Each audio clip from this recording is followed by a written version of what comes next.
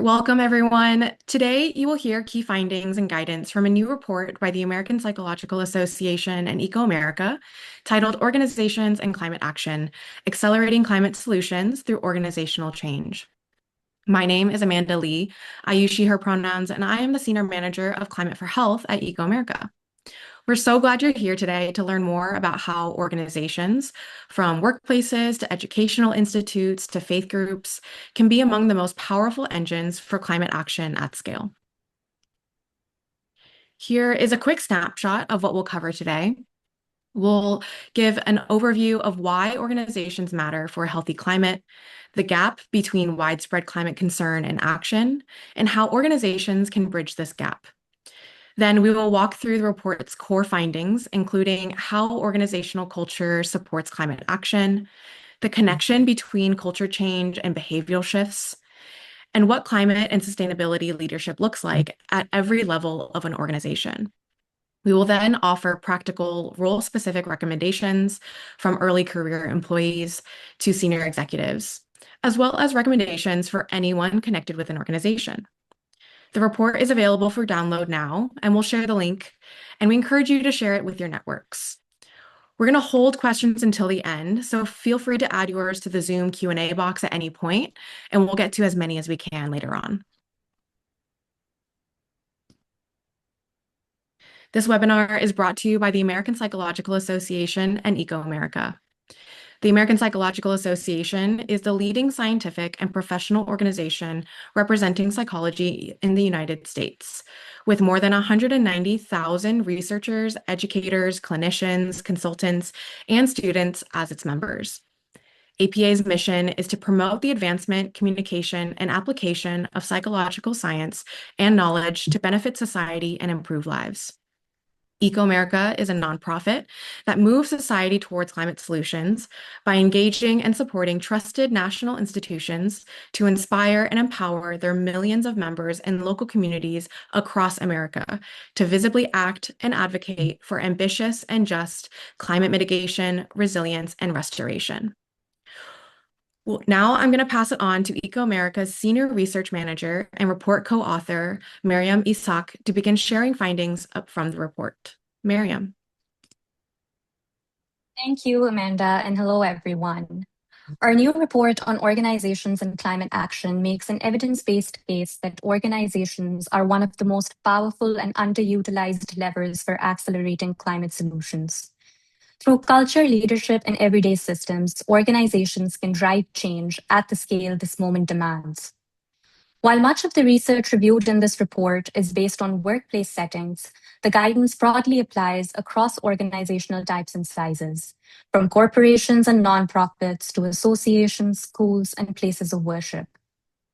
It is written for people like you and anyone who wants to make a difference, including senior executives, HR professionals, managers, early career employees, change agents, and community members alike. The report is grounded in peer-reviewed research from organizational psychology, behavioral science, and sustainability studies. A team of authors and editors led by lead authors Elise Amel and Christie Manning, with myself, reviewed the body of literature on organizational culture and climate action and organized it in the report we present to you today. It has been through extensive peer review and has over 300 citations. Today, you will hear from the report's authors and leaders from both of our organizations. Now we will begin with a word from Dr. Arthur Evans, Chief Executive Officer of American Psychological Association, followed by Meighen Speiser, ecoAmerica's Executive Director. Thank you. You know, at APA, we know that the current climate challenge is not only an environmental challenge, it is a human one. It affects our health, our well-being, our sense of safety, and the communities and organizations we depend on. We also know that individual action is just not enough to have the kind of significant and sustained impact on climate change that we know we need. That's why this report focuses on organizations as an essential lever in doing this work. Organizations are uniquely powerful social environments that can advance climate policy and drive climate solutions at scale. organizational culture matters.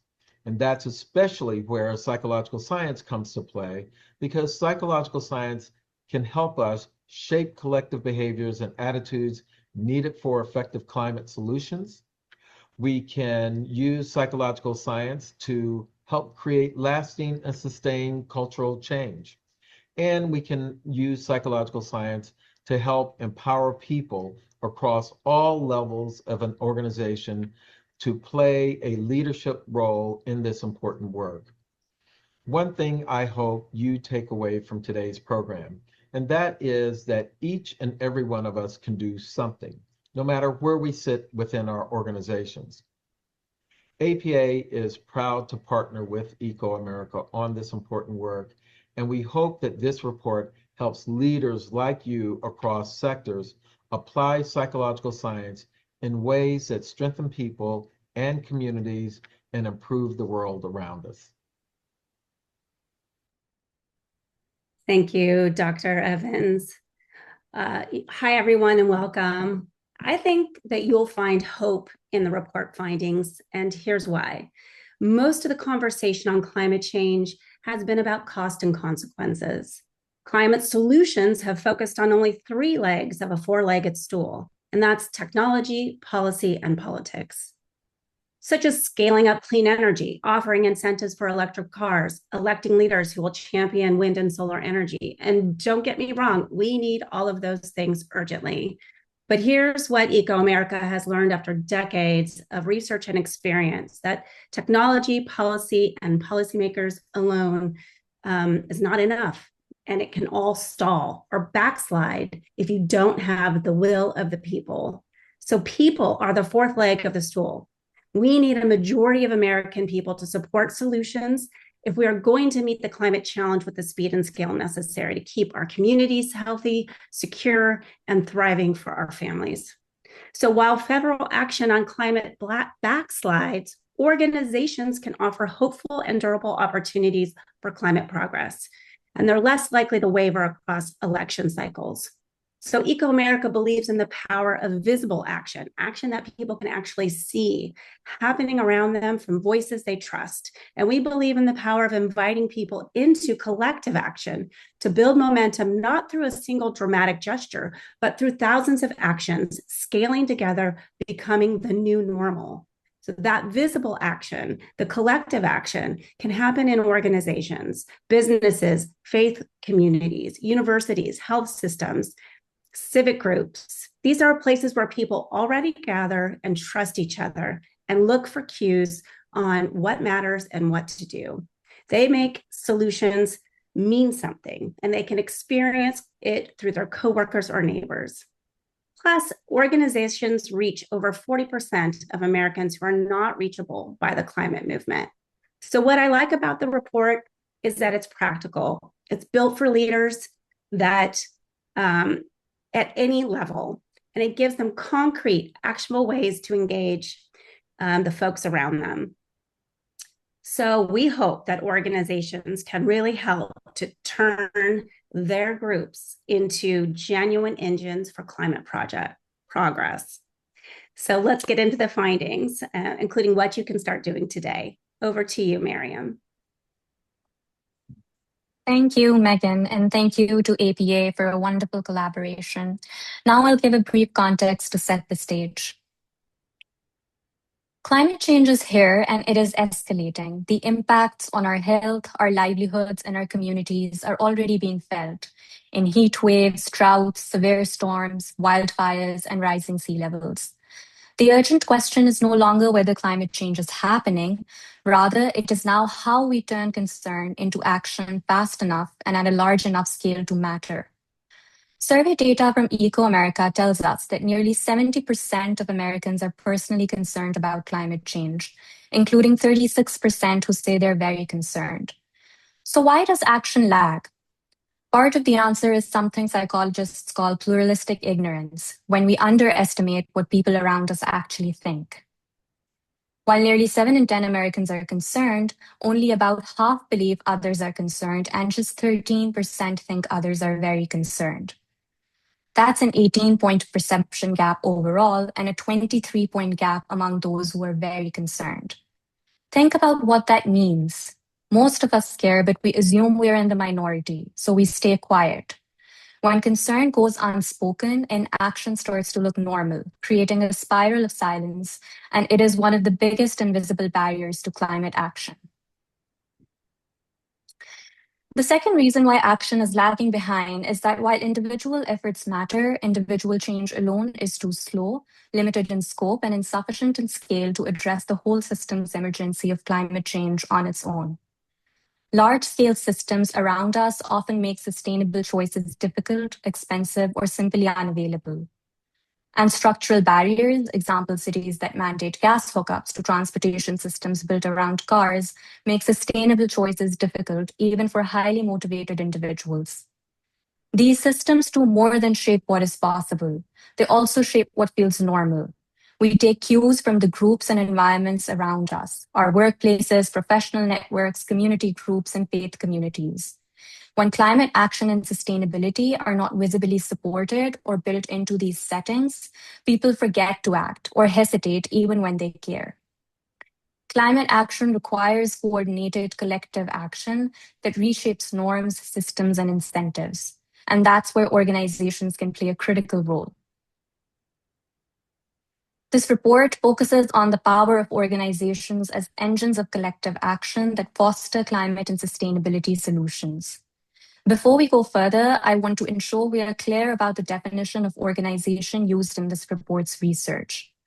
Organizations are structured collectives of people that take many forms: businesses, nonprofits, governments, schools, places of worship, and even neighborhoods.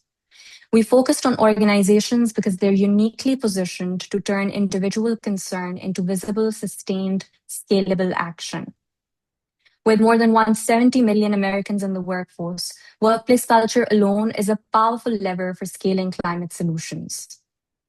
As settings where most adults spend a significant portion of their waking hours, workplaces and other organizations are also powerful social environments for shaping beliefs, norms, and behavior.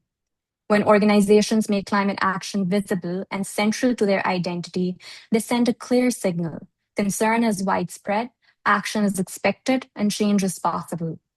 And their influence extends far beyond their walls. When organizations adopt climate-friendly practices, the effects ripple outward to partners, suppliers, customers, and communities. As shown in Figure 1, action begins from an individual, but our impact amplifies as it ripples outward through our teams, our organizations, and the wider world. And at a time when federal climate priorities have shifted significantly across administrations, organizations offer something more durable: trusted institutions with the power to lead regardless of the political moment.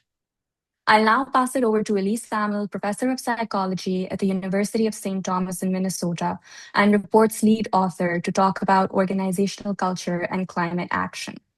Elise. Thank you, Marryam. An organization's response to climate change is directly tied to its culture, so that's an important place to start to support climate action. Organizational culture, at its most abstract, is a group's shared sense of core values, beliefs, and assumptions that guide their thoughts and behaviors. It determines what feels normal, what gets rewarded, and what gets ignored. When people perceive an environmental sustainability culture in their organization, one that prioritizes long-term ecological, social, and economic flourishing, they're far more likely to translate their concern into actual action. Importantly, culture is not just abstract. It's visible in what gets celebrated, what gets discussed, and what gets changed. Let's take a closer look at the 3 pillars of climate supportive organizational culture. We'll start with values, then touch on norms, and then symbols. Values are the core principles that guide how people think, act, and make decisions. The good news is that climate action can connect naturally to the values most organizations already hold. Values like innovation, responsibility, integrity, transparency, and long-term financial prudence. When that alignment is made explicit, climate-friendly behavior increases because it feels consistent with who the organization already is, rather than a departure from it. And perhaps most powerfully, regular exposure to a culture that prioritizes climate action can not just shift individual behaviors, but for people who begin with weak values, it can strengthen their climate values over time. Norms are the second manifestation of organizational culture, and they're how these values show up day to day. They're the unwritten cues about what kind of behavior is expected. We humans are social creatures, and we look to the people around us to decide what's normal. When climate-friendly behaviors are visible and positively reinforced in an organization, they become the new normal. There are many kinds of norms, including descriptive norms, which are what people actually do. Then there are injunctive norms, which are verbal and nonverbal indicators of what's approved or disapproved of. And people also pay attention to how behavior is shifting over time, and this is called dynamic norms. All three shape action, whether spoken or simply observed. Any individual or small group can begin shifting norms just by acting visibly and consistently. Once climate-friendly norms take hold, they pull along even those who weren't initially on board. Research shows that norms shape not just formal job behavior, but also extra role actions, voluntary actions that go beyond a formal job description. These are actions such as encouraging a colleague to take a train to work, or organizing like lunch and learns on sustainable purchasing. Culture is also perpetuated through symbols. The stories an organization tells about itself, its traditions, and its visible physical signals. Symbols are concrete, figuratively and literally. They include the buildings an organization occupies, the awards it gives, the commitments displayed on its website, and the images in its materials. They tell everyone at a glance what the organization stands for. Mission and vision statements are some of the most powerful organizational symbols. When organizations write environmental sustainability into their mission and vision, sustainable behavior measurably increases. Formal public commitments work the same way, joining recognized frameworks and pairing those commitments with regular, visible progress reports tell people inside and outside of the organization that this work is important. Together, values, norms, and symbols create the foundation for organizational culture. When climate action is anchored in shared values, reinforced by norms, and made visible through symbols, it becomes part of everyday organizational life. That visibility helps counter the spiral of silence and creates the conditions for lasting change. But culture doesn't change on its own. It changes when people begin acting differently, which brings us to human behavior. Now I'll pass it over to Christie Manning, my amazing co-author of this report. She's an associate professor of environmental studies at Macalester College in Minnesota, and she'll talk about shifting culture through behavior change. Thanks, Elise. So culture is where we are now. And as Elise just said, culture does not change on its own. It changes when people change their behavior. We are behavioral scientists, and behavioral science gives us some guidelines for how to create behavior change. So to change the behavior of an organization, and importantly, how to make it last, organizations need to establish a clear climate and sustainability roadmap. A clear plan is important because it helps organizations reduce fear and clarify what is coming, what lies ahead. In the report, we describe 5 best practices for how to make organizational behavior change stick. And I'm going to run through those 5 practices briefly right now. So the first is to gather data, as you see on the left, You need to gather data on things like energy, the energy that the organization is using, your travel, the waste you produce, and also gather data on people's knowledge, people within the organization, their knowledge and their commitment to sustainability, climate. Then, once you have those data, you know where you stand and you can start to track your progress toward the change you want to make.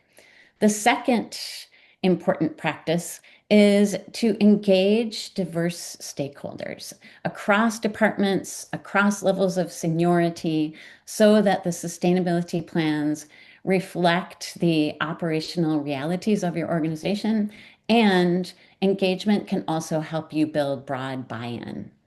Number three, you need to communicate consistently about both the goals and your progress toward those goals. Frequent factual communication from those leading the change reduces people's feelings of uncertainty that this change might create, that this change is likely to create.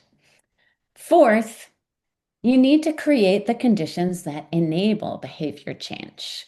Once a plan is in place, the focus shifts to action.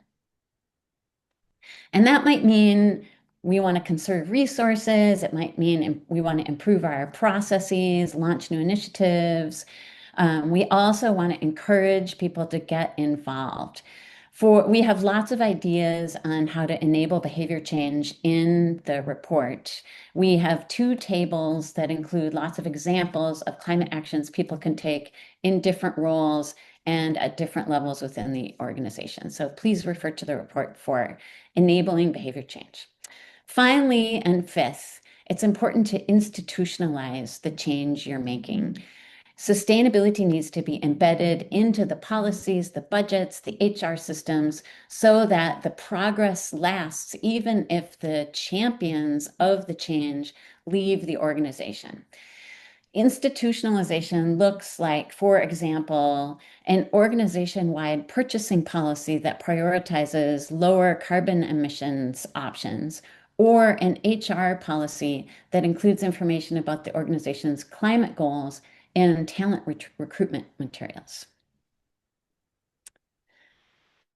All right, climate leadership. Leadership is central to creating organizational culture and influencing behavior change. The good news is that anyone at any level can be a climate leader. Formal leaders matter. When the C-suite takes on climate action, it does tend to flow to middle management and then ripple outward, creating a tipping point for broad adoption.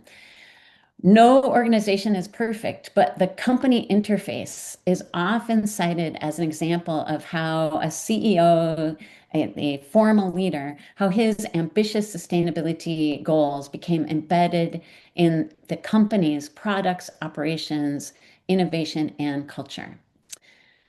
Of course, informal leaders matter just as much as the C-suite and the formal leaders. Many organizational transformations have begun with a single person or a small group determined to make change. For example, we feature in the report the Midway Christian Church, where a small group of members began conversations around creation care, and that eventually grew into a congregation-wide movement. The most effective climate leaders at whatever level tend to share a style researchers call transformational.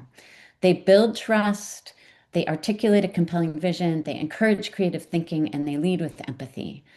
The most important point is that all of these are learnable behaviors. Anyone at any level can develop the skills to become a climate champion. It's important to note that building a robust pipeline of climate-oriented leaders throughout the organization creates resilience and continuity that doesn't depend on any single champion. So it makes the change durable to have that pipeline. The next driver of behavior change involves motivation.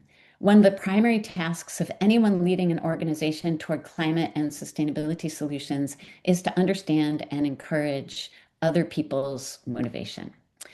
In psychological science, motivation is defined as sustained engagement that is directed toward a particular outcome. And motivation can come from 2 places. First is intrinsic motivation, the motivation that is from within, the drive to engage in a task simply because you find it enjoyable or personally fulfilling. Intrinsic motivation grows at an organization when work meets three basic needs. This is from self-determination theory, my favorite theory.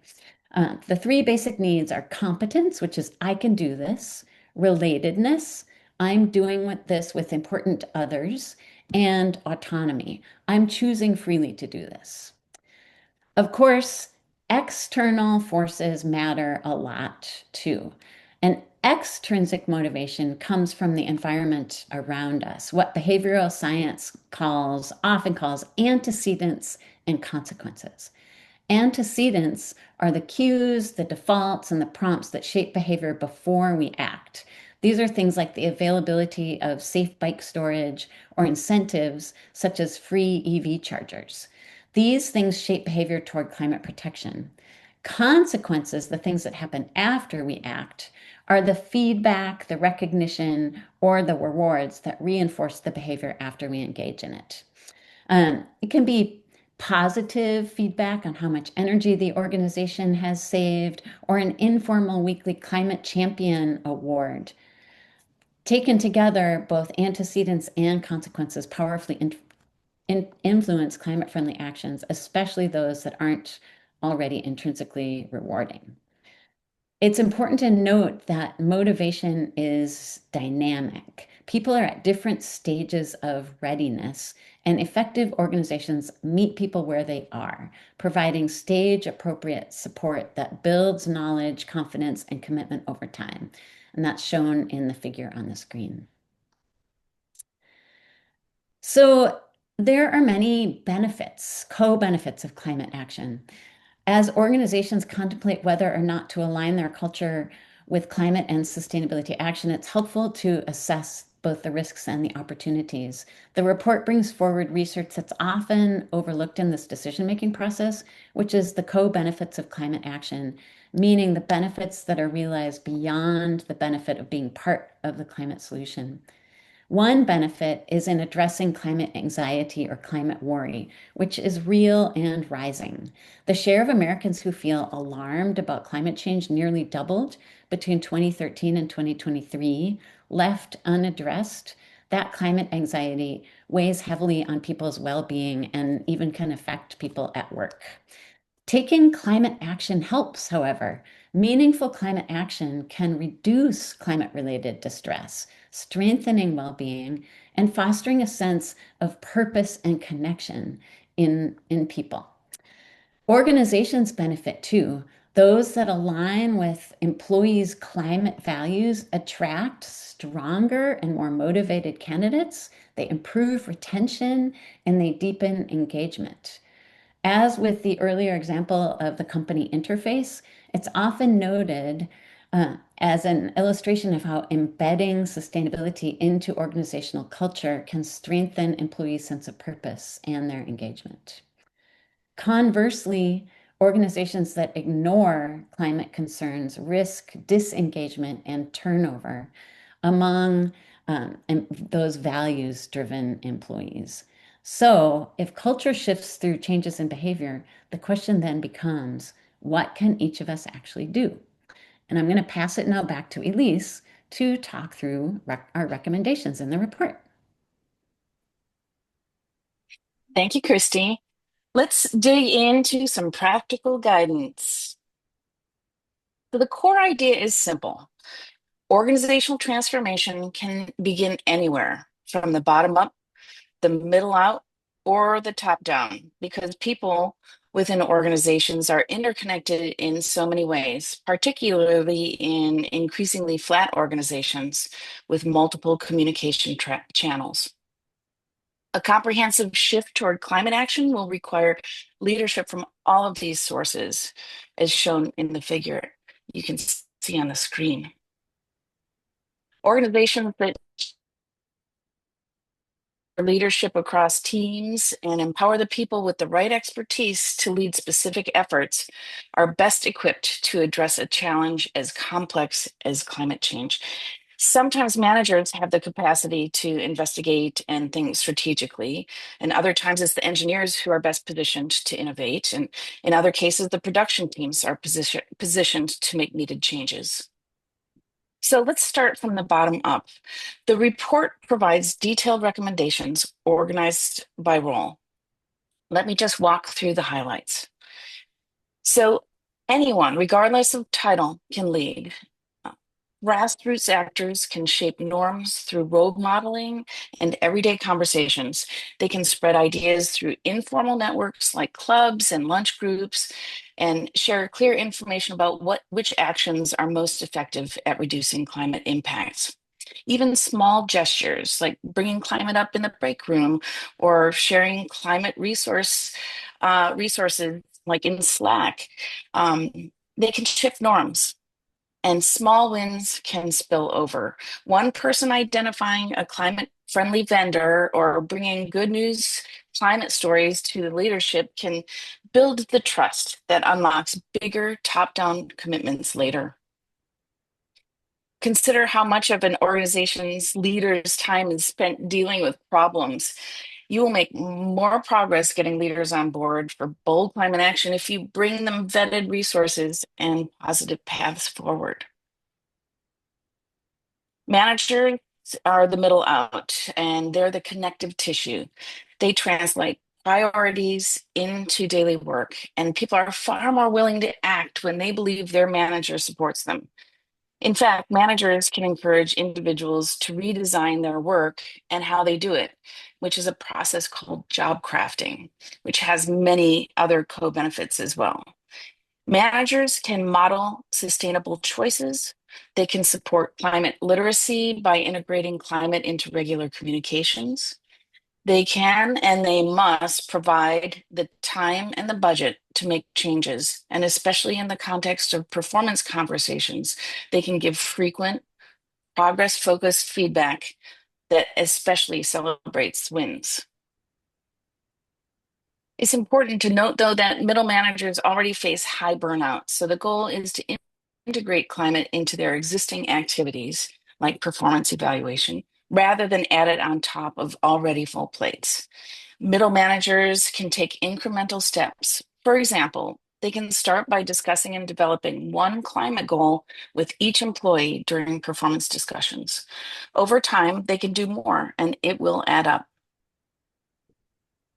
Now, in terms of top down, senior leaders and boards set strategy, allocate resources, and they signal what truly matters.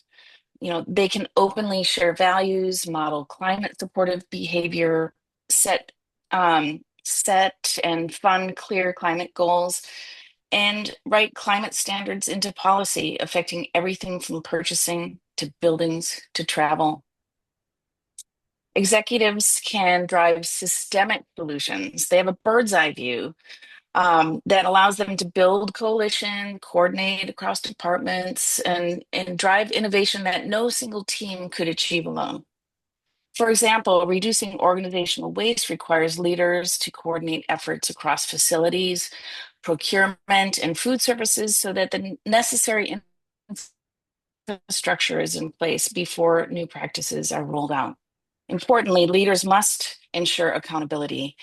Those who talk about climate without changing budgets, incentives, or their own behavior engage in performative leadership, and it erodes trust. Resources have to follow the rhetoric. Every job can become a climate positive job. And given this, HR and administrative professionals may be the most underappreciated lever for organizational change. By building climate into job descriptions, hiring, training, and performance management, they embed sustainability in the organization's everyday machinery. Professionals in these positions also create psychological safety, the trust that lets employees speak up. It lets them share ideas and surface great solutions. Now, Christie will talk about what anyone in the organization can do. Thanks, Elise. All right, so the report also offers guidance for everyone regardless of role, on how to be an effective change agent, both inside the organization as well as outside the organization. It starts with how you talk about climate. Make it personal. Connect climate change to the things that people care about. This comes from ecoAmerica's research. Clean air, clean water, their children's future. ecoAmerica's research shows that nearly 90% of Americans support climate action when it's framed around personal rights and shared values. You can learn more about effective climate communication in ecoAmerica's 5 Steps resource, which is now linked in the chat. You can also proactively inoculate people against climate misinformation. Disinformation on climate is rampant, particularly online. And you can help protect people from believing it by naming common misinformation tactics such as fake experts, cherry-picked data, before people encounter them. If they know that these exist, they'll have their eyes wide open before they see them and fall for them. Next, it's important to normalize climate conversations. This is something everyone can do. The spiral of silence is broken when people talk about it. So bring climate into everyday conversations that you have and make shared concern visible on climate change. Again, the 5 steps and the ecoAmerica document. Follow those 5 steps for effective climate communication in the document. Connect with other people. Acting alongside colleagues builds support, it amplifies your impact, and it also helps protect your well-being. Finding allies outside the organization, if it's hard to find them inside the organization especially, that can help combat the isolation you might feel being a climate champion. For those who are inclined, the report also highlights ways to advocate for organizational change by increasing transparency, supporting constructive public engagement, making organizations' climate impacts more visible. Action is one of the most effective antidotes to the climate distress that so many of us feel. All right, building resilience. Climate action, for those of you who are engaged in it, you know it's hard work. And the people who are more deeply involved, including sustainability champions, we need to be able to sustain ourselves. You need to be able to sustain yourselves. The report offers some practical guidance for building resilience, investing in your well-being through training and stress management, recharging by spending time in nature and finding moments of humor, and leaning on supportive peers while making space to process difficult emotions. These practices help prevent burnout, strengthen your resilience, and help you sustain climate action over the long term. So that's the report. I'll now hand it back to Marryam. Thank you, Christie, and thank you, Elise. So let's bring it all together. We know that climate concern is already in the majority. The barrier isn't whether people care, it's that we underestimate each other and assume change isn't possible. Organizations break that cycle. Through their culture, leadership, and everyday systems, they turn individual concern into visible, shared, and scalable action. And the door is open to everyone connected to organizations, regardless of role, sector, or level of authority, to recognize their influence and act on it. To bring these ideas to life, the report features 5 organizations across diverse sectors, including a high school, a church, a health institute, an education nonprofit, and a climate tech company, alongside a leader spotlight on advancing climate action. Together, these stories show that meaningful climate leadership can take many forms, and we hope they inspire action within your own organization and community. Now we'll move on to your questions, and I'll hand it back over to Amanda. Thank you so much, Marryam.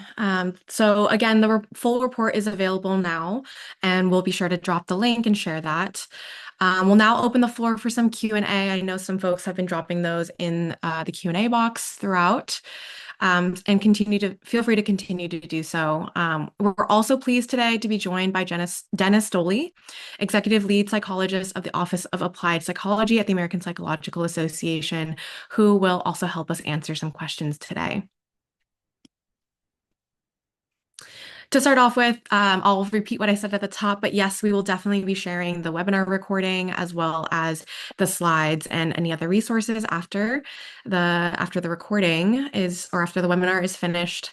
And to anyone who would like to revisit it or would like to share it, you're welcome to do so. To start off, I think one question that has come up for me throughout the webinar today, especially, and I hope for others as well, is a question I'll pose to Dennis and Meighen, but really, what do you hope organizational leaders take away from this report? Dennis, you want to go first? Sure, yeah. I really hope that the primary point that leaders take away from the report is that both mitigating and adapting to climate change and inspiring climate action is a technical and policy challenge, but that's not all it is. It's also a people challenge, and leaders work with people. And so leaders can shape what gets attention, they can shape what gets rewarded within an organization. They can shape what employees in an organization believe they're able to do and are actually able to do. And so to me, the overall takeaway is fairly simple. It's that leaders need to set clear goals, give people the support that they need to take action, and make sure that an organization's actions itself match up with the organization's words. And by cultivating that kind of an environment, that can make a real culture change and sort of the concept of setting the tone at the top. And that can make a real difference throughout an entire organization. Yeah, and I will build on that and to, hopefully send the message or hope that the leaders hear the message that far more people are concerned about climate and really expect them to lead on it. If it's such a problem, then they expect leaders to lead on it. And so there's this yearning for leaders to step forward, to take action, to make it part of their cultural norms. And despite the hype, there's definitely folks out there that like to make noise and like to dissuade folks in taking action. Far more folks, including their own employees, including in what would be considered red states or small towns. There's a lot of embedded concern. Anything they do to take action on climate helps. And they certainly can find ways of taking that action that align with the values of their organization and their business. And so in addition to knowing that there are folks wanting them to lead, knowing that they can find the right things to lead on that doesn't feel like it's separate from what they do. Thank you both so much. You touched on so many important points there. That having the top down is so important, and having the resources to make resources and time available for that climate action and making that a priority is so key, as we talked about. A question for Christie. You talked about how anyone can be a climate leader. What would you say to someone who maybe feels like they don't have enough power or leeway or authority to make a meaningful difference in their organization? Had to find my unmute. Build coalitions. Find the people that you can team up with. If you find other people, not only do you gain that social support, but it also reduces the spotlight on you. It feels less risky, and you have that much more power when you're working together with others. Yeah, that power in community is so important. Thank you. And then for Elise, our other co-author, but our leadership say you're in an organization, your leadership isn't quite on board yet. As an employee that doesn't have that top-down support, what can they do? Great question. So start talking about climate. Find out what concerns others about climate, whether it's their children's future or natural, like national security or natural disasters. There are unlimited connections between climate and people's concerns and their values. So validate their concerns and suggest meeting up over lunch. Figure out a project you can work on together. And when the project is a success, that's a good time to take it to the leadership, the people who have power, as an example of what the organization can be doing. You know, people in leadership, like legitimate leadership positions, really appreciate good news. And at the same time, regularly providing good news helps them increase their knowledge and develop an identity that includes climate, and it often opens their minds to greater action. Yeah, thank you. Kind of a follow-up question to that, one that we got in the Q&A.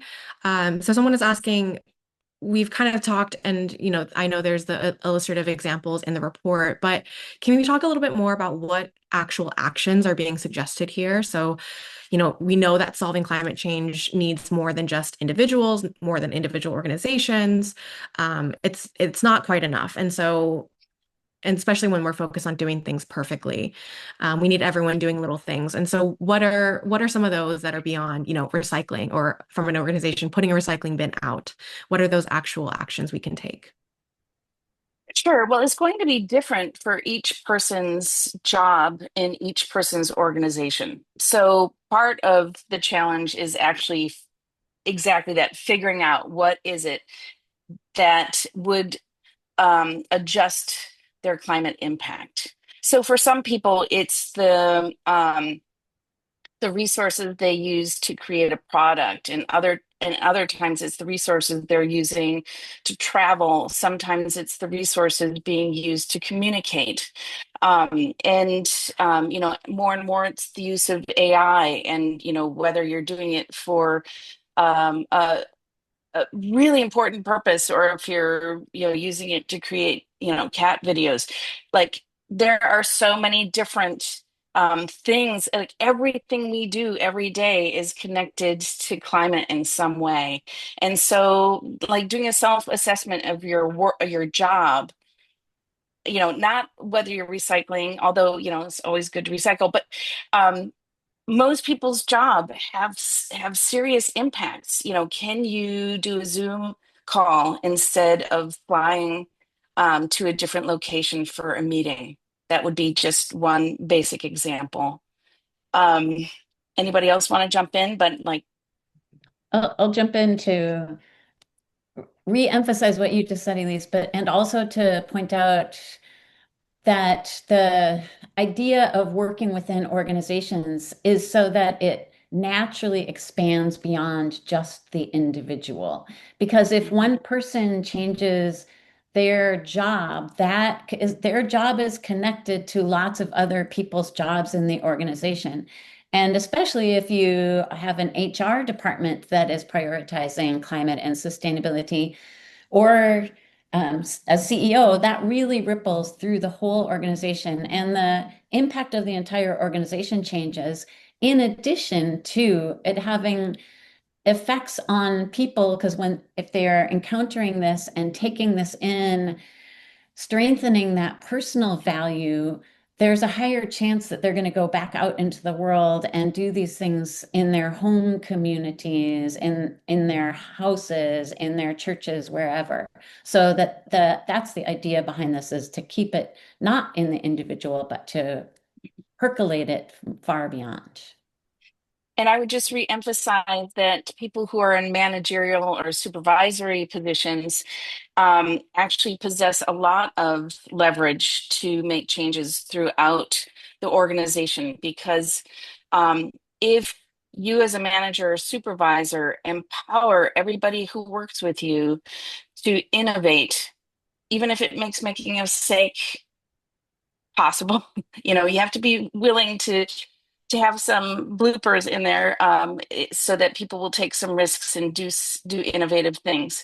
And so if you as a manager or supervisor allow people to make changes based on their own expertise, it helps with that intrinsic motivation that Christie mentioned earlier, but it also expands the challenge and interest of a job for any given employee. So there are many co-benefits to what we call job crafting. But I think that allowing people to adjust their jobs as they see fit, as they develop more knowledge about what is beneficial for climate, is really important.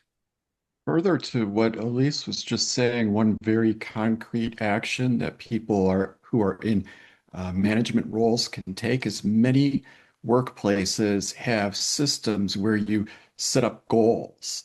And then at review time, you review your goals. And managers have the power to suggest that one of the several goals you have should relate to sustainability or environmental concerns.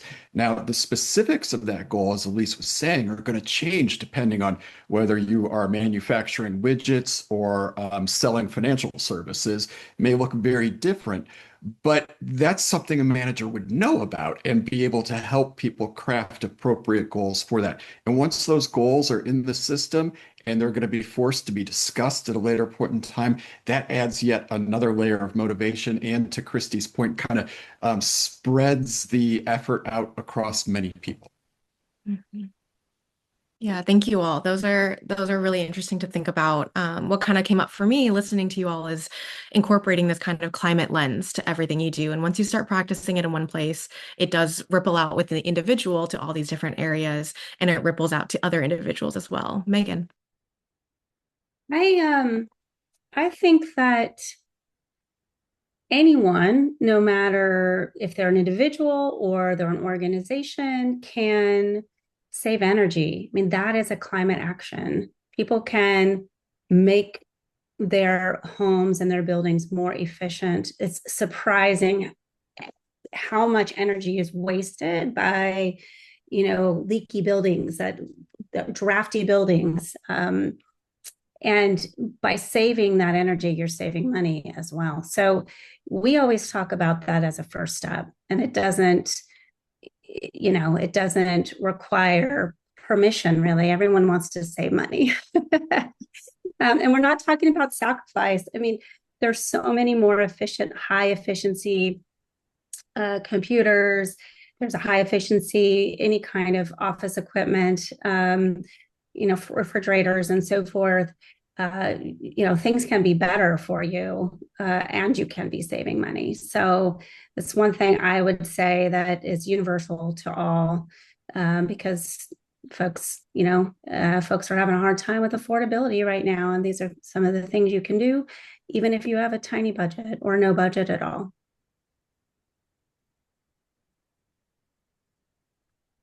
All right. Thank you all so much.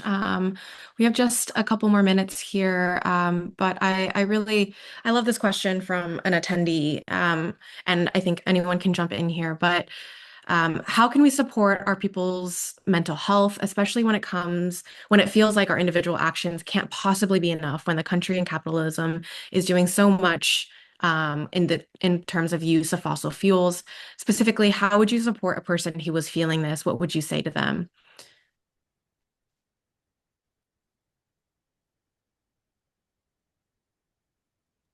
Sorry again, it's the mute button. So the action really does offer an antidote, and especially action taken with others. And we feel like this report offers yet another level of action that does feel like you're making a greater impact when you're working in collaboration with others to change an organization. The kinds of impact you have are tangible, and that does help soothe some of that anxiety. I would add to that, really just letting folks know they're not alone in their feelings, that there are tens and maybe even hundreds of millions of folks in the United States who feel that same way. And because of oppositional forces, people aren't very loud about how they feel about it, because they're maybe afraid of being ostracized or some other bad feeling on top of their already bad feelings. But really to know that over 70% of Americans are concerned about this issue, and over a third are very concerned. So they're in good company and their bad feelings. And also, I would say, kind of in that same vein, there's far more people who are concerned and want action than there are folks who are perpetuating the systems and the actions that are causing the problem in the first place. And to build on what Christie is saying, every action does help. And the more you find folks that want to take action with you, the more you kind of battle against those oppositional forces, and the more you're visible about it, the more it will become that norm that Elise and Christie were talking about earlier.